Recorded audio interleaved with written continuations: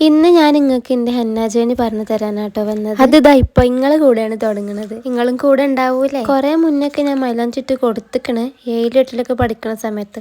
അന്നത്തെ ഡിസൈനൊക്കെ ഇന്ന് ഇട്ട് കൊടുത്താൽ പൈസ നമ്മൾ അങ്ങോട്ട് കൊടുക്കേണ്ടി വരും, വല്ല കൈ കൊളാക്കിയത്. അന്ന് അടുത്തുള്ള കല്യാണ പെണ്ണിന് വരെ ഇട്ട് കൊടുത്ത് എനിക്ക് ഓർമ്മയുണ്ട്. അവരൊക്കെ ഒരവസ്ഥ ഞാനിപ്പോൾ ആലോചിക്കുന്നത്. ഇപ്പോൾ കുറച്ചൊക്കെ മൈലാഞ്ചി ഇട്ട് കൊടുത്തിട്ടുണ്ടെങ്കിലും അത് ക്യാഷിന് വേണ്ടിയിട്ടൊന്നും ഇട്ട് കൊടുത്തിട്ടില്ല കേട്ടോ. എന്തായാലും ഹെന്ന ജേണി പറയാൻ വന്നതല്ല. അപ്പം ഞാൻ എൻ്റെ കയ്യിൽ ഫസ്റ്റ് ആയിട്ട് മൈലാഞ്ചിട്ട് ആ ദിവസത്തെ കഥ നിങ്ങൾക്ക് പറഞ്ഞുതരാം. അന്നൊരു പെരുന്നാളായിരുന്നു കേട്ടോ. പെരുന്നാളിൻ്റെ തലേ ദിവസമാണ്. എല്ലാവരും മൈലാഞ്ചി ഇടുന്ന രാത്രിയാണ്. എല്ലാ പെരുന്നാൾക്കും എനിക്കും അനിയത്തിക്കും മൈലാഞ്ചിട്ട് തരുന്നത് തൊട്ടടുത്ത വീട്ടിലെ താത്തയായിരുന്നു കേട്ടോ. അപ്പോൾ അവരാണെങ്കിൽ കല്യാണം കഴിഞ്ഞിട്ട് ഇപ്പോൾ അവിടെ ഇല്ല.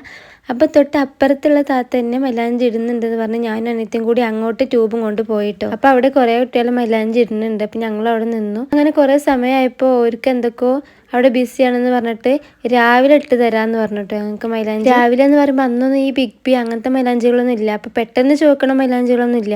അപ്പോൾ നമ്മൾ രാവിലെ ഇട്ടത് ആ പെരുന്നാളാകുമ്പോഴൊക്കെ അത് ചുവപ്പ് കിട്ടൂലല്ലോ. അപ്പോൾ അങ്ങനെ സങ്കടത്തോടെ ഞാൻ അനിയത്തിന് തിരിച്ച് വീട്ടിലേക്ക് പോന്നു. വീട്ടിൽ കയറിയപ്പോൾ ഉമ്മ ചോദിച്ചു എന്തേ മൈലാഞ്ചി ഒന്നും ഇട്ടില്ല. അപ്പം ഞങ്ങളുള്ള കാര്യം പറഞ്ഞു കേട്ടോ. അപ്പം ഉമ്മ പറഞ്ഞു ഉമ്മാൻ്റെ കുട്ടികൾ വേഗം കൈമേജ് എൻ്റെ കൈമ ഇട്ടാളാം, പിന്നെ ഓക്കും കൂടി ഇട്ട് കൊടുത്തളാന്ന് പറഞ്ഞിട്ട് എന്നോട്. അന്നാണ് ഞാൻ ആദ്യമായിട്ട് വേണമെന്ന് വിചാരിച്ച് എൻ്റെ കയ്യിൽ മൈലാഞ്ചി ഇട്ടത്. ഇട്ട് കഴിഞ്ഞപ്പോൾ ഉമ്മയും പറഞ്ഞു നല്ല രസമുണ്ടെന്ന്. അനിയത്തിൻ്റെ കൈമിട്ടത് ഓൾക്കും നല്ല ഇഷ്ടമായി. പിന്നെ അവിടുന്ന് അങ്ങോട്ട് ഇടയ്ക്കിടയ്ക്ക് മൈലാഞ്ചി ഇട്ടിട്ട് പ്രാക്ടീസ് ചെയ്ത് പിന്നെ അവിടെയുള്ള പെരുന്നാൾക്കും കല്യാണത്തിനൊക്കെ പിന്നെ ഞാനായി അവിടുത്തെ മൈലാഞ്ചി ഇടല്. അന്നൊക്കെ ഞാൻ എന്താണ് ഇട്ട് കൊടുത്തതെന്ന് എനിക്ക് പോലും അറിയൂല കേട്ടോ. അപ്പോൾ ഇൻഷാ അല്ലാഹ് നമുക്ക് അടുത്ത വീഡിയോയിൽ കാണാം.